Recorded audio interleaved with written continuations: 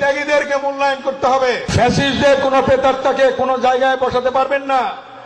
যারা ত্যাগী, যারা নির্যাতন ভোগ করেছে, যারা জেল কেটেছে, যারা মামলা খেয়েছে, ঘরে ঘুমাতে পারে নাই, যারা আহত হয়েছে, তাদেরকে জায়গা করে দেবেন। কোন পতিত স্বৈরাচারের দোসররা থাকতে পারবে না। পরিষ্কার বক্তব্য।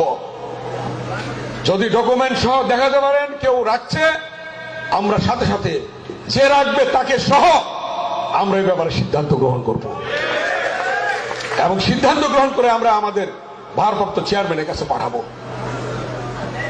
কথাটা বুঝতে পেরেছেন আপনারা? আমরা সেভাবে কাজ করব।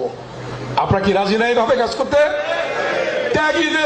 ত্যাগীদেরকে মূল্যায়ন করতে হবে, এবং যাদের পদ নাই, ছাত্রদল, যুবদল, স্বেচ্ছাসেবক দল থেকে আসছে, তাদেরকে পদ দিতে হবে,